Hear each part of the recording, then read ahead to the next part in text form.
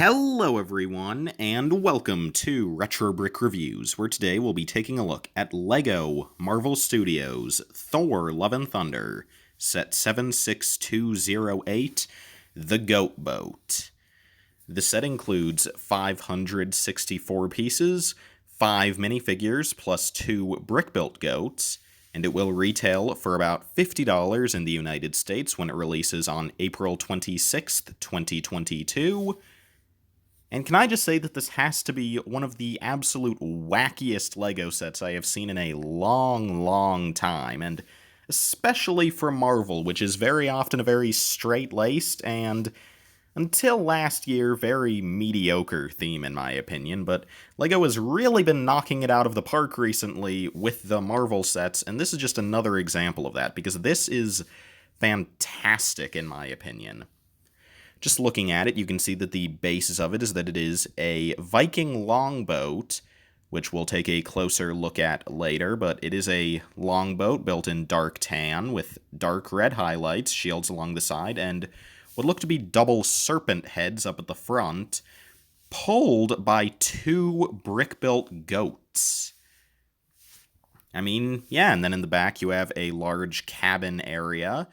There isn't too much to say about the build itself, aside from the fact that I think it looks very nice, a good amount of layering, and also some curved pieces to make the build look very smooth.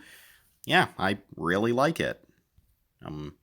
Just a bit of a closer look here up at the front of the box. You can see that on the right you have key art of Thor and Mighty Thor, aka Jane Foster.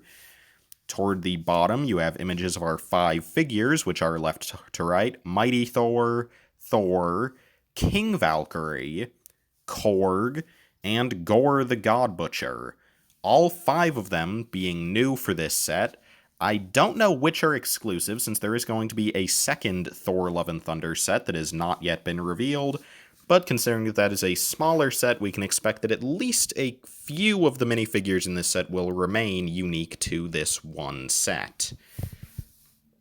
And here, getting a bit of a closer look up at the front, you can also see that up at the very front, in between those 2 serpent heads, you actually have a new design for Stormbreaker that we'll take a better look at later. And that seems to imply that Stormbreaker is actually incorporated into this boat, potentially as how it cuts through the Bifrost. So that's very interesting. And you can also see up at the front you have a couple of stickers, including one revealing that this is actually just for tours of New Asgard.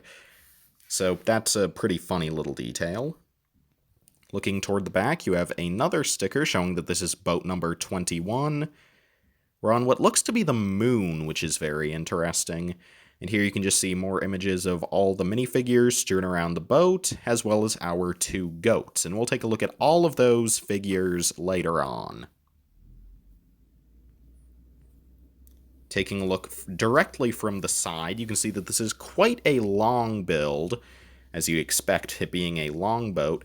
Not super tall, aside from on the very ends, but that definitely makes sense, and is accurate to what longboats look like, so no complaints here. And yeah, I just really love the shaping on the ends, though. Like, it did a really fantastic job of making it look super curved and just very well sculpted from the wood it would be carved out of in universe. And then you can also see that you do have the 4 shields on the side, as aforementioned. Presumably all of those designs are stickers, and it would be the same 4 stickers on the other side, but yeah, those look great. And I am fine with them just using stickers on 2x2 tiles inset into the Heroica shield piece, rather than doing the Captain America shield with 4 different prints. I'm totally fine with this approach in this case, since they are just decorative. The one real play feature with the set, dedicated play feature, is that the cabin can open up to allow some access into the interior. It is obviously a very small cabin, but in there you have what looks to be seating for 1 minifigure, although you could probably stand at least 1 more in there. A map of New Asgard on the wall, which is nice, and then just a handful of knickknacks on the shelving. So not too much in there, but it is nice to get any interior in a vehicle of this size, since it is very thin.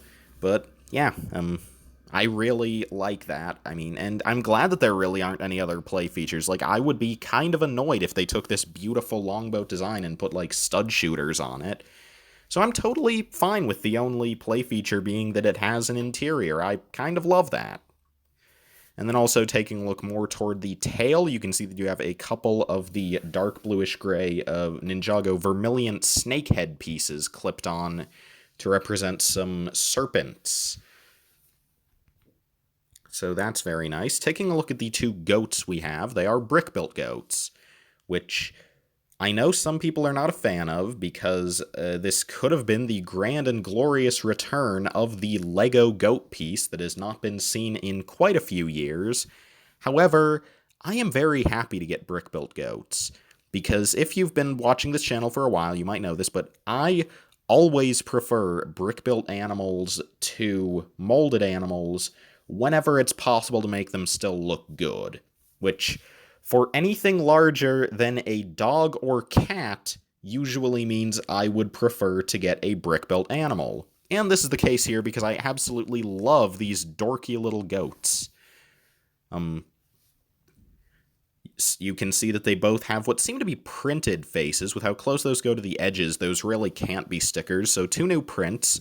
The brown goat on the left has a fairly normal print, and I will say that I do like how, even though these are just simple sloped bricks, you do really get the shape of a goat face on there very well. These do look like goats, so I appreciate that. The one on the right has a much goofier look with the tongue wagging out. And then they have 2 different types of horns.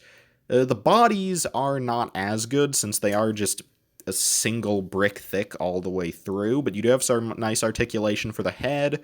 The legs are fine for this scale. The one thing that is really unfortunate is that where they attach onto the main boat, they do attach on with a pole through a Technic axle brick, and that is not covered at all. I really wish that they would have had maybe a bracket on the outside of the goats to just cover that area up, and then, also add a bit more shaping, like a 1x2 by 2x2 bracket with a 2x2 round tile on the side. I think that could have helped these look a good amount better, but thankfully, if that's an issue, you could just add that yourself. I plan to when I get this set, but it would have been nice to have actually included. But yeah, other than that, I do quite like these goats, and again, I will always prefer brick-built animals to molded animals, so I am glad that this is the choice they went with, even if they're not exactly perfect. That said, the last thing in the set is the minifigures, and believe it or not, this is a Lego Marvel set that comes with 5 minifigures for $50. All 5 of them are exclusive to the set, and 4 of them have leg printing. That is not something you can say about Lego Marvel very often. Seriously, I don't know who decided last year, I don't know who gave Lego Marvel permission to suddenly be awesome, or to suddenly have a budget for that matter, but I really appreciate it, because starting off with our first 2 figures, we have on the left Mighty Thor, aka Jane Foster, and then on the right, we have Gore the God Butcher, the main antagonist of the film. Starting with Mighty Thor, you have brand new torso printing that looks fantastic, new leg printing that we can't see that much due to the angle, but it does still look very detailed and very accurate to what we have seen. And then up at the top, a brand newly double molded piece for the helmet in the flat silver color, and then the tan hair coming out the back. And that piece looks fantastic, absolutely phenomenal. I don't think they could have done a better job. Just flawless. The face underneath is not perfect because it's not a specially designed one for Natalie Portman. It is the Jyn Erso faces who it originated on, though it has appeared on many other characters, like it appeared on Rachel in the original set for Friends. And in Lego Marvel, it actually is the face they've been using for the last few years for Natasha, Black Widow. So that's unfortunate that two characters from Marvel have the same face, but that is a problem that has been plaguing LEGO Marvel for many years now. And since she does have the helmet on, and honestly it's not too bad of a likeness, I'm willing to let it slide here. As for Gore on the right, he's probably the simplest figure in the set as he has no leg printing. The torso just has some sort of wraps going around, and then the face is a light bluish gray. He has a bit of a devilish smile going on. And then one of the black broadswords that we first saw in the LEGO Harry Potter Wizard chess set last year. So it's nice to see that making another appearance. Next up, we have King Valkyrie, and again, with the new hair molds, I fully would have expected them to just reuse the piece they did for Makari in the Eternals, partially because they did reuse that piece for Fennec Shand in the Book of Boba Fett sets, and it looks absolutely atrocious. But no, Valkyrie gets a brand new hairpiece for this set as well, and it's another fantastic-looking mold. She also gets a new face print for this set, different from the prior versions, and while unfortunately there isn't really a clear picture of it, you can just kind of make it out on the front of the box. For the first time, she does have an alternate face with a very happy expression, potentially a bit drunken as well. So that's very nice, and then again, it's just immaculate detailing for the torso and legs. They've really gone all out with this set, and really with LEGO Marvel recently. Like, again, I've said it a few times, but I'm just amazed by how much of a colossal turnaround this theme has had in the last year, from going from one of LEGO's worst licensed themes to one of the best. Just absolutely fantastic. And in this picture of Valkyrie, you can also just get a bit of a better look at that map of New Asgard that's on the inside. Next up, this is a set for Thor Love and Thunder, so we do of course get Thor, and you can see that he is using a standard blue base color, which is accurate, though personally I will be honest and say I'm not the biggest fan of that look. But it is accurate, and it does look good in terms of all the printing. Just not a big fan of the color myself. The head is the same one we started getting last year with the Avengers Endgame sets in the Infinity Saga line, and I really like it in this case. I think it works well for that variant, and I think it works well for all that are continuing on afterward. I do not think it works well in the giant brick-built Mjolnir set where they used it for Thor in the very first movie. That looks awful, but here I really like it. And what I really like even more is that his hairpiece is not a new mold, but it is a new color for the classic LEGO Star Wars Qui-Gon Jinn hairpiece. It's in dark tan for the very first time, and I believe this is the first time in a few years that we've gotten this piece in a set, so that's very nice to have.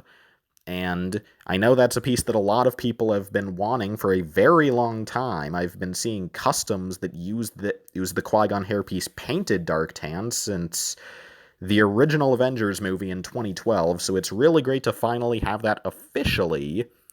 And then up at the front of the build, as mentioned prior, you do have a new design for Stormbreaker, which is not perfect, but I think it is a massive improvement, where at the back you can see that you have clipped on a silver fez piece, so that's a new color for that piece, and I think that does a pretty good job at replicating the hammer side of it. And then rather than being attached into the Ninjago hilt piece, it's actually attached into a brown telescope, which again it's not perfect, but I do think that is also an improvement. So yeah, they've done a good amount of improvements with Stormbreaker while still keeping the branch piece at the top, because it's clear that LEGO does want to keep that as part of the LEGO Stormbreaker identity. And I think this is a really good way to build this while still keeping that piece in. Last figure is one I was not expecting to see in the set. It is Korg. Brand new Korg. I was fully expecting him to stay exclusive as a character entirely to the Bro Thor set, but nope, here he is. Another minifigure, which I know a lot of people would prefer to get a big fig. Personally, I like this because this is more scale accurate. Like, yeah, he's a bigger fella. He's bigger than the average. He's bigger than Thor, the average human, or even the average very tall human, but he is not the size of a Lego Big Fig. He's not like the size of the Hulk, so I totally agree with them going with a minifigure for him. And I really like this. I do prefer this to the version in the Bro Thor set because this is much closer to his standard appearance, where he has the sand blue torso with the two straps going across. You can also see that it does have some fur around the neck, as well as some leg printing, which is, again, very nice. The head and the head attachment piece are the same ones from the Bro Thor set, and he also comes with a weapon.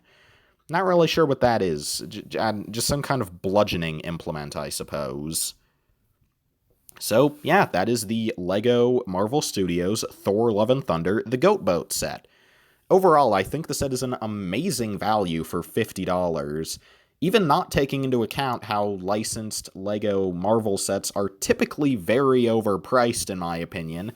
But even just on its own merits, this is a very well-priced set with 5 brand new minifigures, 2 brick-built animals, and a gorgeous Viking Longboat build. I really don't know if you can do better for $50. This instantly, as soon as I saw this, became one of my favorite sets of 2022 so far, and I really don't have anything else to say about it. It comes out on April 26th, and prepare your wallets for then. I definitely am. So thank you all so much for watching this video, and for right now, this is Retro Brick Reviews, signing off.